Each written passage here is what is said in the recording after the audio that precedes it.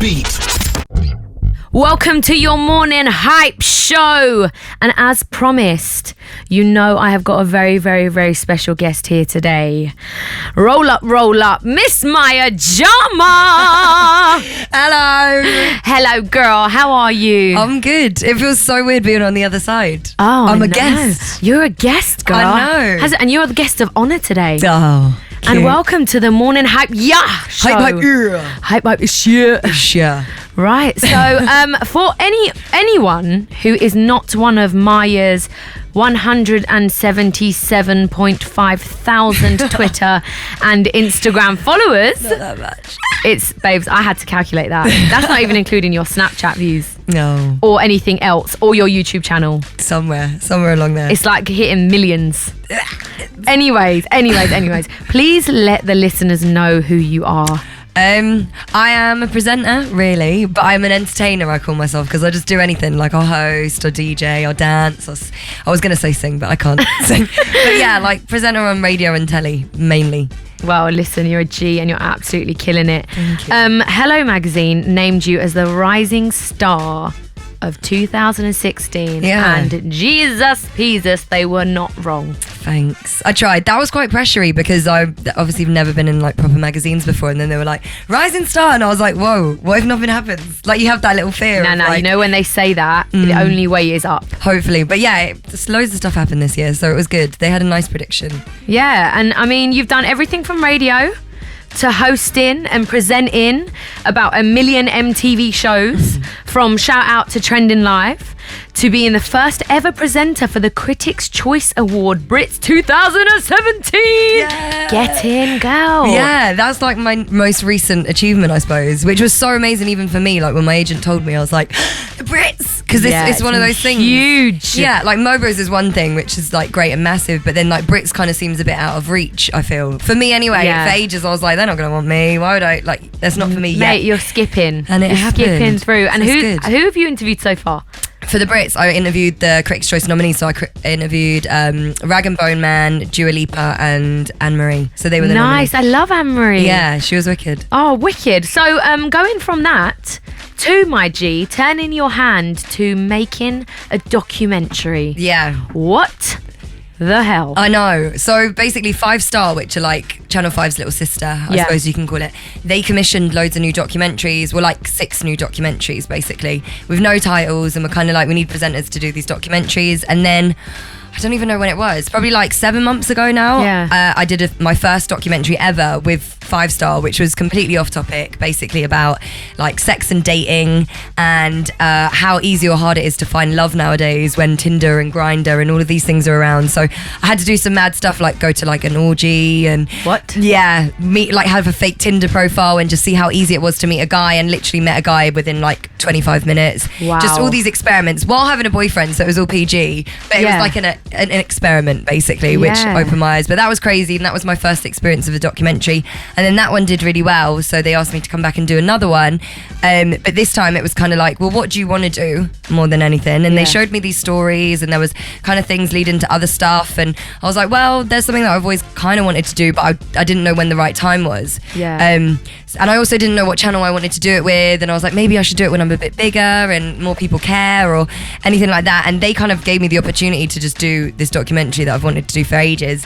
And yeah, it's And kind of it's- just like, it's yeah. now or never vibes, because you never know. It's about YOLO, another babe. person. YOLO. You've got to do it. Yeah. You've got to do it when the time comes. Yeah. So, this particular documentary, tell us about it. Okay, so it hasn't got an official like blurb or anything like that, because it's in edit at the moment. So So this we're is, like, getting this proper super- exclusive Yeah. situation right now. Very, very exclusive. No promo's been done for it. Chin chin. It hasn't even got a name yet. So basically it's about okay, how do I word this from the beginning?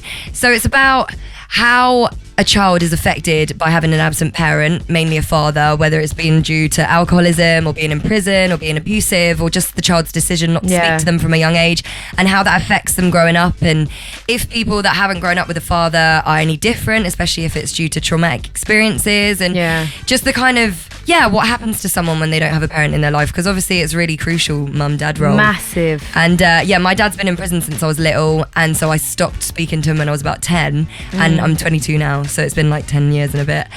11 years, 12, who does the maths? And for ages I've kind of been like, I don't really care, I'm not bothered, don't want to deal with him, he's done bad stuff. And then only recently I started feeling like, actually he's getting older, I'm getting older, and people make mistakes, and I've become like a lot more understanding in life in general, and a lot more forgiving with everybody around me, that it made me feel like, how can I be this forgiving person if I haven't even forgiven or spoken to my father, who's obviously one of the closest, should be one of the closest people to me. So it was kind of a discovery on that. At the beginning I wasn't sure if I wanted to meet up with him, and kind of just wanted to hear from other people's perspectives, so we went and met like loads of people around England and heard their stories. And some of the girls and boy that I met had like horrible experiences where like parents had like murdered their other parent and still managed to forgive. So like I met some extreme cases where they still managed to have some kind of relationship with their parent, and mine obviously wasn't that extreme, but but it's still all relative. I mean, look, we know Christmas is about fun and presents and all the joys and whatnot, but we can't ignore topics like this, especially because this is a month for reflection, and a lot of people are going through some real life issues this month. So I mean, I for one can totally relate to this. I grew up without a dad. Most of my friends grew up without a dad. I witnessed abuse, and when you're young and you see that stuff, I feel like it molded me for sure, 100%. But as the older I get, I also get curious as well, because you just start to think like, why did you leave? Why were you not bothered?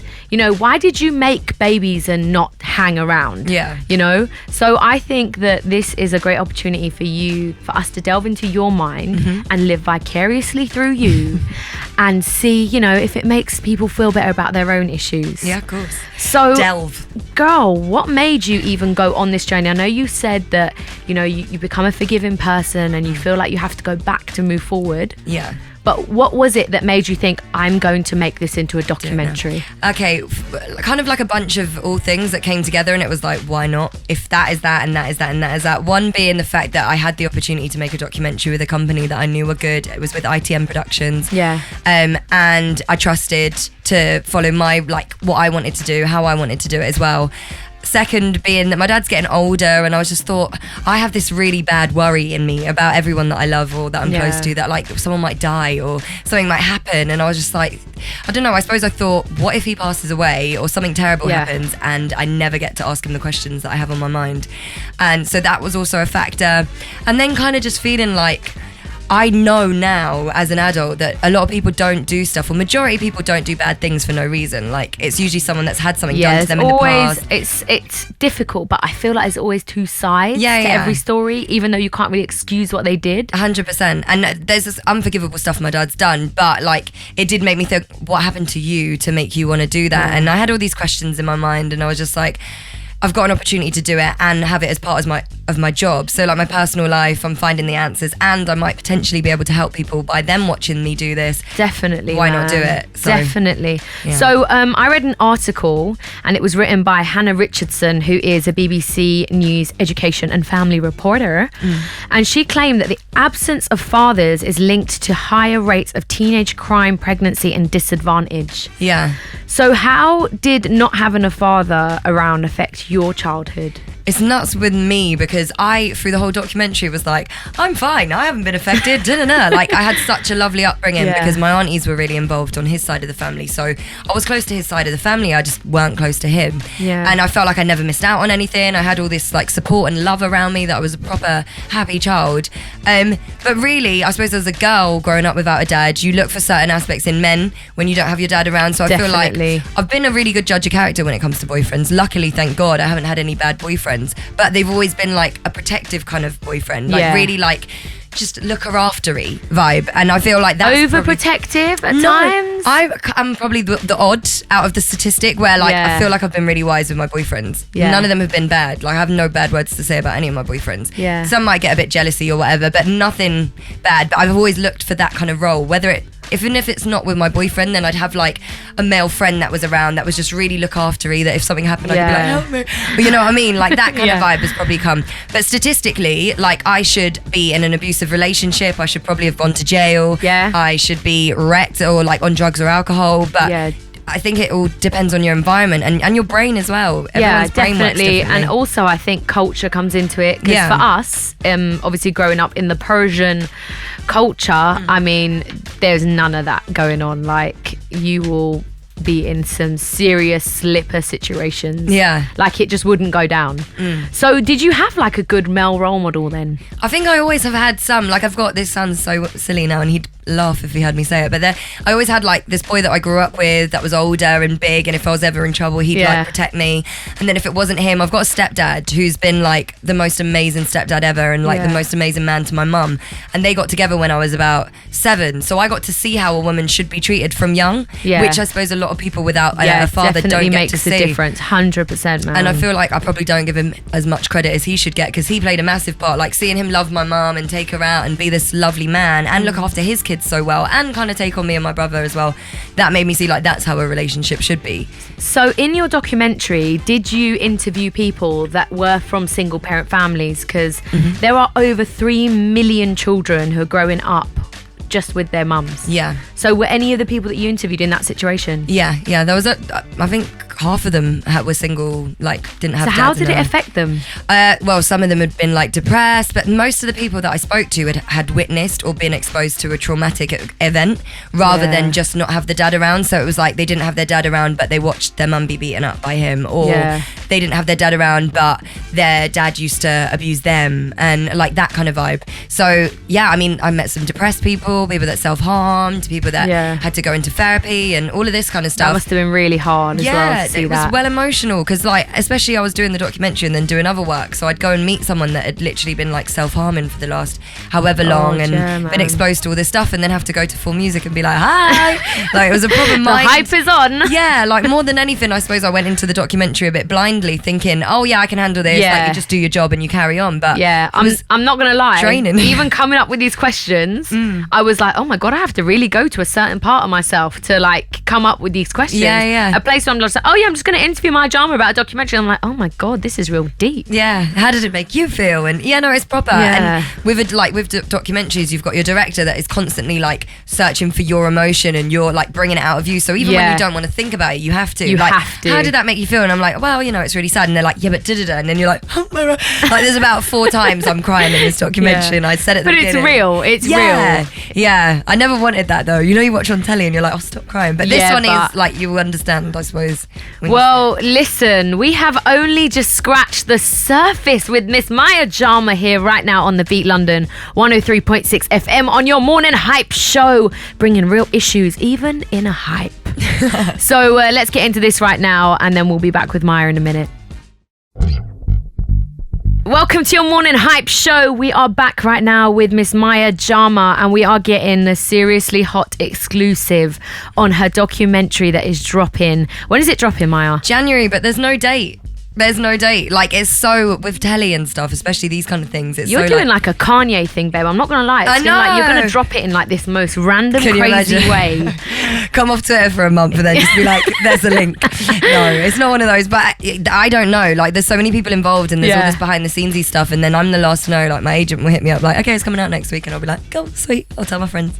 So, January though. January. So I'm gonna literally be probably harassing you till it comes out. So I hope you don't mind. Don't get a restraining order or anything.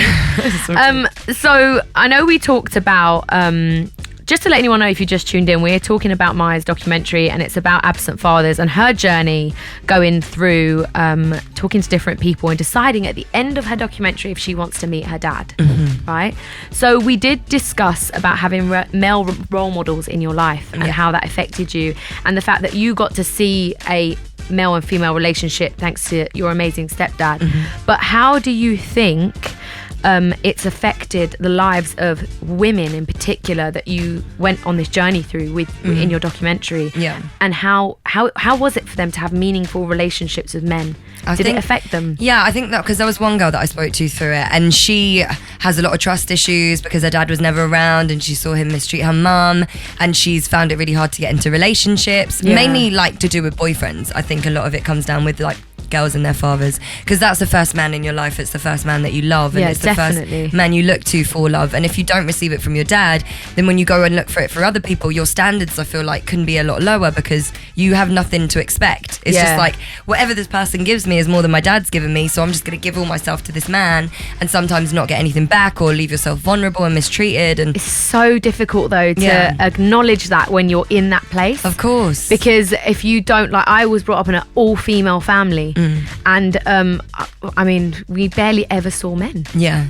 So it was very, very weird, especially going, I think uni was the first time I was around a mixed crowd of people. Yeah. Obviously I had guy friends when I was younger, but it's all a very, very weird experience when you haven't had that growing up. So how do you think it affects boys and girls differently? I think so, because I've got a little brother, but he has a different relationship with my dad. While my dad was in jail, I stopped visiting him, and then one of the first times, because he is like a repeat offender guy, it wasn't one long stretch, it was like one long one and then loads of little ones, and then doing stuff in jail made it longer, etc. And my brother kind of spoke to him for it, but they could talk about like football, and they didn't have to have like a proper deep connection, because it was always just like, well, let's just do a lad thing and forget about the actual serious issue of me not being that supportive. But don't you think that's kind of how guys deal with things anyway? They kind of don't really delve too deep. It's like they kind of lose their mind if they do. Yeah, I feel like a lot of guys are very out of touch with their emotions and feelings. I tend to know, like, the guys I'm close with, if they've got sisters, they're usually really good with girls. Yeah. If they don't have sisters and they've just been around boys, and you know they've got a single mum and they haven't seen the dad love the mum, then they probably struggle too to show love and to see what a proper relationship should be like. Definitely. Did you see any trends with the people that you interviewed? Like, was there any cultural backgrounds that you saw come out a lot, or you know, any patterns that you saw? Not so How much. Many people did you interview? I met like about 10, but they'll probably only show half. I'm not sure who they're going to put in yet. But yeah, there was a lot. Like everyone that I spoke to had been through depression and anxiety at some point, so that was something that came out of it. And I don't know, I think they all kind of had a bit of a like closed aura to it, apart from the fact that they knew that they were coming on a documentary to talk about their feelings, and they wanted to speak mostly to help other people that could be in similar situations, but usually they don't speak about it, was kind of the key theme, that you don't talk about stuff like that, you keep it bottled up, which usually ends up in it being so much worse. Yeah, definitely. I think I learned loads about mental health as well during it, because it's like, I didn't realise, I was so ignorant to like depression and stuff, because I used to think, you could just talk yourself out of it, like just do something fun. But like the last 2 years I've realised, like, no, it's a deeper one. Like everything could be perfect in your life and you could still be lowest of the low. And I don't think social media helps people either. It is a killer for that. It's like feeding everyone a false image of like perfection that you can't actually achieve. 100%. But then you feel bad because you kind of have to do it. Into it. Yeah, I'm the worst. I get so frustrated because it's technically my job, but at the same time I just want to like be like the whole time lying on the floor. I'm not being funny, Maya. I do it sometimes. You do it quite a lot, and you really, really do it well.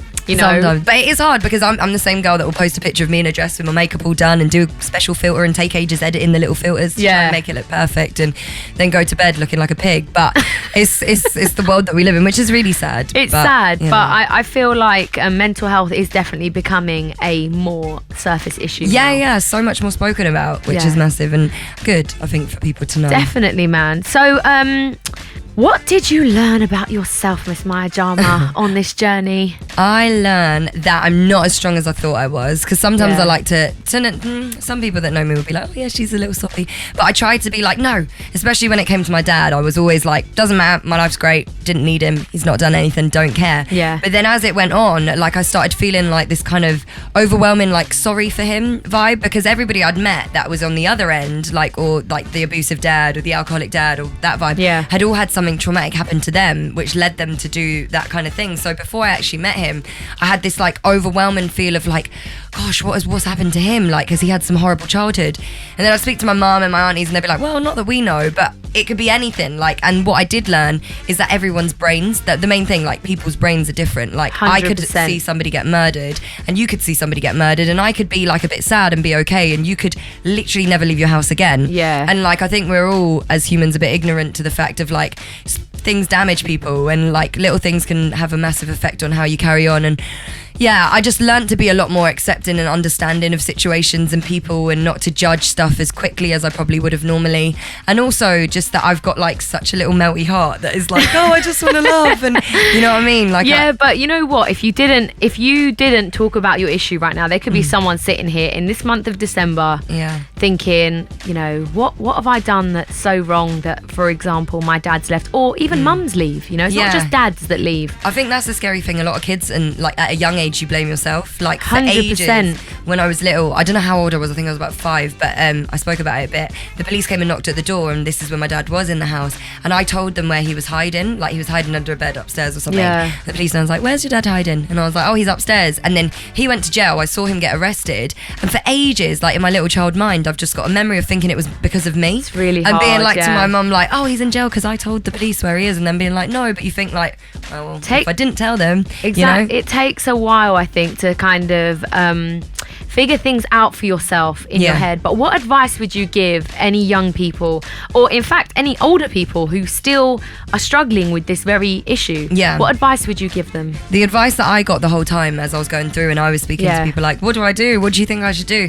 They were all like, life is so small, and like regardless of someone's mistake, unless it's that deep that you can't even imagine their face and you don't want anything to do with them, that's fine, you don't have to. But if you have some kind of curiosity, and some kind of question in your mind, then go and ask and go and find out, because the worst that can happen is you're in the same situation you were in before, and then if not, you could potentially build this like wonderful relationship with someone that you just misunderstood. And anything really, I just say give it a chance. I think definitely give it a chance. I do have the other side of the spectrum though, where I've had friends who have got in touch with their dads and have just been so disappointed, underwhelmed, and completely just let down again, and they have to kind of deal with that. But if you don't do it, you never know. Yeah, I think it's one of those, you have to be prepared obviously to be disappointed. 100%, yeah. Because if a man's not been in your life the whole time anyway, then you can't expect the world, but it would be nice to think it could happen. I mean, with my dad, like now, I did obviously go to meet him, and like I had all these questions and there was all these answers. I suppose I'll leave some for you to actually watch it. But like our relationship now isn't exactly anything big. Like he will text like once every 3 weeks. So it's nothing, but it's just so that he's not like, he'll be in Bristol walking around and people will be like, oh, your daughter's on the telly, and he'd have to be like, I don't talk to her, which would be so sad for him. Yeah, tough. So at least that's not there. And I mean, like on occasions, if I am ever in Bristol, I will go and like have food with him or have something. So there's just a little... that's so nice. We got to actually, because one of my questions was, do we get to know? Yeah, I probably shouldn't have said, but yeah, there you go. You know what? It's not going to stop people from watching this, I tell you. So Maya, are you ready for a couple of facts? Yeah, go on. So 3.8 million children are fatherless in the UK. How crazy is that? It doesn't even surprise me. That's the saddest thing. Like, I just feel like, I don't know, we have to be so careful as women who we choose as fathers, and sometimes it's accidental, so there's nothing you can do. But yeah, I just feel like, be sure if you can, like don't let the father of your child be. But it happens, people change, like people act differently. You might fall in love with someone and they become something else. Definitely, and there's all these other reasons. But and men as well, if you're listening, step up, man, be a dad. Take care of your sperm. Can we say that? You can say sperm, yeah. But I think if they think about it as like, your daughter could be that girl that's like just out sleeping with loads of men and not having any respect for herself, or they're like abusing herself with millions of drugs and everything, just because you haven't given her support when she's little, you'd be like, oh no, I don't want that to happen to my child. So yeah, exactly. Potential outcomes, I suppose. There's another thing. The cost of young offending is over 11 billion every year, and it's 44 billion pounds is the cost of family breakdown every year. And these are from the National Audit Office, the Office of National Statistics, and the Marriage Foundation. What do you think that the government can do differently to support fatherless children and encourage men to take responsibility for sowing their seed? What do do I think they can do? That's like a really hard question. But I feel like on a smaller scale, I suppose there could be loads of... I heard that they're starting to do this thing where if a dad's in jail, they still bring the children in for them to do their homework every week or something. Oh, wow. So it's like you get the child to come in, do homework with their dad. I need to find out what it's called. But I feel like if that was more common, that would be a massive part of like keeping the bond 100%. while a parent's in jail and keeping their connection and giving the dad something to want to come out for. Because if you're in jail as a dad and you know your child's out of jail, outside, and you're not seeing them, then you'd be like, oh, well, they're growing up without me anyway. Like, there's no reason for me to be out there. But if they still have a connection, then it's like, oh, I'm going to get out and see my child. So that's something for people in jail that have kids. And then also, I feel like just having more... I know everyone says it, but youth clubs and activities and stuff, because I don't even feel like there's nothing to do. Because I was thinking, like, I mean, when I was growing up, we were in the streets playing. Yeah. Like, Knockdown Ginger, I don't recommend it, don't try it at home, but it's a game we used to play. Yeah. We used to make things like, I'm not kidding, we used to sit in bushes. Right? And just create And stuff. we used to play Goosebumps. Have you ever remember that? Yeah, Right? I do. So we literally had that kind of life. What are kids doing nowadays? I don't know, just sat on the laptops or running around doing It's badness. sad. Yeah, it is sad. So more stuff for kids to do, I suppose. And yeah, that like having a chance for them to meet in jail, like having more support for people in jail to stop them from going back in, because I think that's another thing, like that people are too quick to throw people in jail without actually helping them. Like, okay, yeah, you've done something bad, go in jail, rather than, oh, you've done something bad, let's work on that, let's try and get you away from doing that. You know what I mean? Yeah. Do you think this will kind of push you towards working with charities to create more awareness? Yeah, I want to do so much more stuff to do with charities. Like, I feel like, oh, I'm so busy, I can't do stuff, but I can. Like, I spent enough time on Instagram to be able to work with charities separately. So, the filters, babes. The filters. Yeah. Like, I do definitely want to do stuff. I want to be involved in helping, like, maybe even putting on something. But these are all like, there's a bunch of ideas in my mind of stuff I want to do, even to do with mental health and stuff. Maybe to create some kind of event or some kind of... Listen, I'm in. Yeah. I'm in, if you're asking. There I'm you there, go. I've babe. got you on board. That's it. Perfect. So, Maya, what an incredible documentary, man. I cannot wait. So please just remind everyone when it's out. January sometime it will be out on Channel 5 Star, both of them, so if you miss one on one other. And it has no name yet, but I'll be posting call it it. No Name right documentary now. Yeah. It'll be everywhere on my socials though. And how can everyone find you and follow your journey, girl? Plug it. My name's just Maya Jama on everything. MayaJama. So you heard it here, and this is majorly exclusive things right now. Miss Maya Jama, thank you so much, My man. pleasure. It's been amazing. Thank you so and much. Merry Christmas. Merry Christmas. Thanks for listening. Right, let's get into some more music right now on the Beat London 103.6 FM on your morning hype. Yeah, with your girl DJ Ellie Prohan. We are the Beat, your city. The Beat London 103.6 FM.